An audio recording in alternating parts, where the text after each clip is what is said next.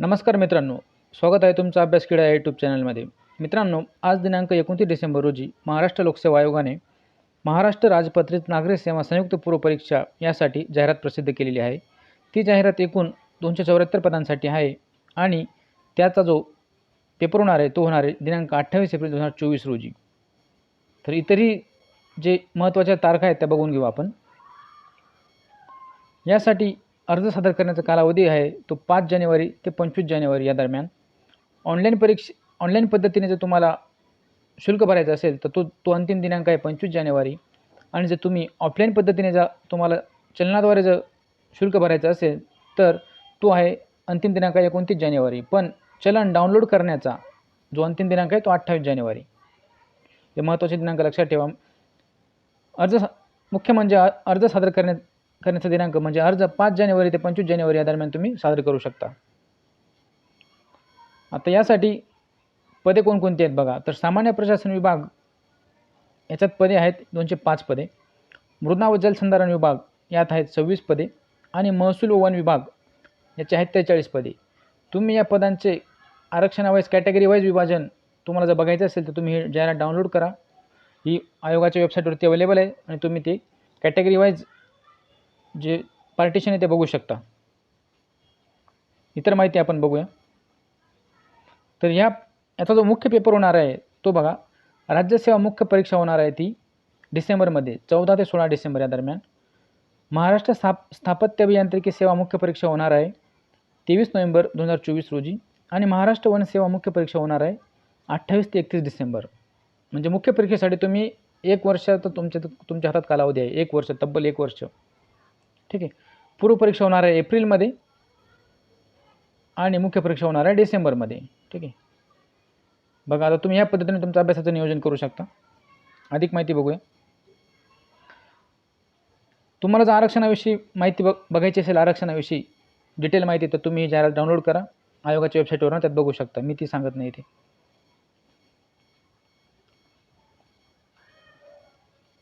पुढे बघूया आपण. आता पात्रता बघूया.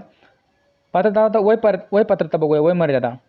तर निरीक्षण अधिकारी, परिमंडळ अधिकारी, गट ब वगळता इतर सर्व संवर्गासाठी जो वयमर्यादा गणण्याचा दिनांक आहे तो आहे 1 एप्रिल आणि निरीक्षण अधिकारी व परिमंडळ अधिकारी गट ब यासाठी वयमर्यादा गणण्याचा दिनांक आहे 25 जानेवारी. ठीक आहे. वेगवेगळ्या आहे दोघांसाठी. आणि वयमर्यादा आहे जी ओपन कॅटेगरीसाठी आहे ती 38 वर्ष ही वयमर्यादा असेल ओपन कॅटेगरीसाठी आणि मागासवर्गीयांसाठी असेल ती 43 वर्ष. ठीक आहे. जे खेळाडू असतील तर त्यांच्यासाठी आहे 43 वर्ष. दोघांसाठी ओपन आणि कॅटेगरी दोघांसाठी सेम आहे 43 वर्ष. ठीक आहे. तसेच माजी सैनिक यांच्यासाठी जी वयमर्यादा आहे ती ओपन आणि मागासवर्गीयांसाठी सेम आहे तिथे पण 43 वर्षे. आणि जे दिव्यांगी उमेदवार आहेत त्यांच्यासाठी आहे 45 वर्ष. तर अशा पद्धतीने ही वयमर्यादा आहे. ही मॅक्सिमम वयमर्यादा आणि मिनिमम वयमर्यादा 28-19. ही काही बघण्याची गरज नाही तुम्हाला, तुम्ही ही बघू शकता. ठीक आहे. अधिक माहिती बघूया. शैक्षणिक अर्हता बघूया आता. सहाय्यक संचालक महाराष्ट्र वित्त व लेखा सेवा गट ग्रुप ए ची पोस्ट आहे. याच्यासाठी काय शिक्षण पाहिजे ते इथे बघू शकता तुम्ही. ठीक आहे. तसेच पुढे बघूया. उद्योग उपसंचालक तांत्रिक गट ही पण गट ग्रुप ए ची पोस्ट आहे. याच्यासाठी काय शिक्षण पाहिजे ते बघू शकता.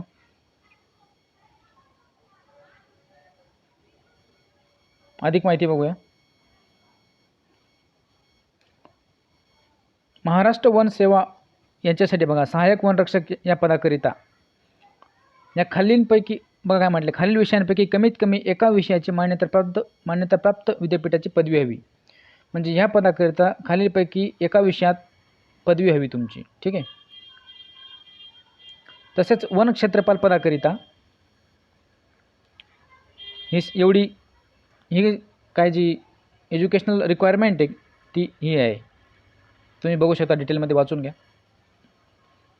इथे बघा, इथे म्हटलं की BE BTech जे मॅक्सिमम मुलं अप्लाय करता MPSCसाठी ते अप्लाय करू शकता या पोस्टसाठी. ठीक आहे. कोणतं पोस्ट आहे ती? वनक्षेत्रपाल. ठीक आहे. अधिक माहिती बघूया. आणि जी टेक्निकल पोस्ट आहे स्थापत्य अभियांत्रिकी सेवा, याच्यासाठी तर टेक्निकल एज्युकेशन लागणार आहे, म्हणजे सिव्हिल इंजिनिअरिंग लागणार आहे याच्यासाठी, BE BTech सिव्हिलमध्ये. तिथे इतर कोणताही दुसरा विद्यार्थी तिथे अप्लाय करू शकत नाही. तिथे फक्त सिव्हिलवालाच, इंजिनिअरिंगवाला म्हणजे BE वाला किंवा BTechवाला तिथे अप्लाय करू शकतो. ठीक आहे. आणि मराठी भाषेचे ज्ञान आवश्यक या सगळ्या पदांसाठी. सगळ्या पदांसाठी मराठी भाषेचे ज्ञान आवश्यक आहे. अधिक माहिती बघूया. आता बघा, शारीरिक जी अर्हता आहे ती 2 पदांसाठी शारीरिक अर्हता असणार आहे. ती पदे आहेत सहाय्यक वन संरक्षक ग्रुप एचं पद आणि वन क्षेत्रपाल ग्रुप बीचं पद. ह्या पदांसाठी फक्त शारीरिक अर्हता ठेवलेली आहे. तर त्यासाठी बघा, उंची पाहिजे 163 सेंटीमीटर, छाती न फुगवता आली पाहिजे 79 सेंटीमीटर आणि कमीत कमी 5 सेंटीमीटर फुगली पाहिजे. ठीक आहे. आणि महिलांसाठी उंची असेल 150 सेंटीमीटर. जर अनुसूचित जमाती प्रवर्गातील उमेदवार असतील तर त्यांच्यासाठी उंची आहे 152.5 सेंटीमीटर आणि अनुसूचित जमाती प्रवर्गातील महिलांसाठी उंची असेल 145 सेंटीमीटर. सहाय्यक वन संरक्षक ग्रुप ए करिता पुरुष व महिला उमेदवारांचे अनुक्रमे 25 किलोमीटर व 14 किलोमीटर अंतर 4 तासात चालून पूर्ण करण्याची शारीरिक क्षमता असणे आवश्यक आहे. बघा, याच्यासाठी ग्राउंड फिजिकल पात्रता पण महत्त्वाची आहे. आणि वन क्षेत्रपाल गट ब पुरुष व महिला उमेदवारांचे अनुक्रमे 25 किलोमीटर व 16 किलोमीटर अंतर 4 तासात चालून पूर्ण करण्याची शारीरिक क्षमता असणे आवश्यक आहे. अशा पद्धतीने. आता परीक्षेचे टप्पे बघा कसे. परीक्षेचं स्वरूप कसं असणार आहे बघा. पूर्वपरीक्षेचं स्वरूप. आता जी राज्यसेवा परीक्षा आहे तिचे टप्पे बघा. संयुक्त पूर्व परीक्षा व स्वतंत्र मुख्य परीक्षा. मी आधीच सांगितलं की ज्या मुख्य परीक्षा होणार आहे त्या नोव्हेंबर-डिसेंबर या कालावधीत होणार आहे. तर त्यांच्यासाठी भरपूर वेळ आहे आणि त्या स्वतंत्र होणार आहे. पण संयुक्त पूर्वपरीक्षा जी पूर्वपरीक्षा होणार आहे ती 3 पदांसाठी एकच होणार आहे. तर तिचं स्वरूप बघून घेऊया. संयुक्त पूर्वपरीक्षा असेल 400 गुणांची. ठीक आहे. आणि मुख्य परीक्षा जी असेल ती तिघांसाठी वेगवेगळी असेल. ती बघा, आता राज्यसेवेसाठी मुख्य परीक्षा असेल 800 गुणांची, महाराष्ट्र स्थापत्य अभियांत्रिकी याच्यासाठी असेल 400 गुणांची आणि वनसेवा परीक्षा याच्यासाठी असेल 400 गुणांची.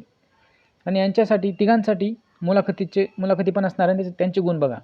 100 गुण असणार आहे राज्यसेवा परीक्षेसाठी, 50 गुणांची मुलाखत असणार आहे महाराष्ट्र स्थापत्य व अभियांत्रिकी सेवा परीक्षा यासाठी, तसेच 50 मार्कांची मुलाखत असणार आहे महाराष्ट्र वनसेवा परीक्षेसाठी. ठीक आहे. सरळ सांगायचं म्हणजे तुमची जी पूर्वपरीक्षा होणार आहे ती 400 मार्कांची होणार आहे. आणि इथे जो कट ऑफ लागेल, इथून पात्र असलेले विद्यार्थी मुख्य परीक्षेसाठी पात्र असतील आणि मुख्य परीक्षा सेपरेट होईल तिघांची. तुम्ही जर मुख्य परीक्षेत पात्र झाले तर ती काहीतरी क्रायटेरिया असेल आणि तो क्रायटेरिया तुम्ही फुलफिल केला तर तुम्हाला मुलाखतीत बोलवलं जाईल. मुलाखत असेल एवढ्या मार्कांची. अशा पद्धतीने. तर अशा पद्धतीने जाहिरात आहे. तुम्हाला जर अधिक माहिती डिटेलमध्ये जाहिरात बघायची असेल, डॉक्युमेंट वगैरे आणि तसेच आरक्षणाविषयी, महत्त्वाचं म्हणजे आरक्षणाविषयीची अधिक माहिती बघायची असेल तर तुम्ही ही जाहिरात डाउनलोड करा. ही MPSCच्या आयोगाच्या वेबसाईटवरती आयोगाने आजच तिथं पब्लिश केलेली आहे. तुम्ही ती बघून रेफर करू शकता. तसेच आपल्या चॅनलला सबस्क्राईब करून ठेवा. जशी अधिक माहिती येईल या भरतीविषयी मी तुम्हाला देतच राहील. धन्यवाद.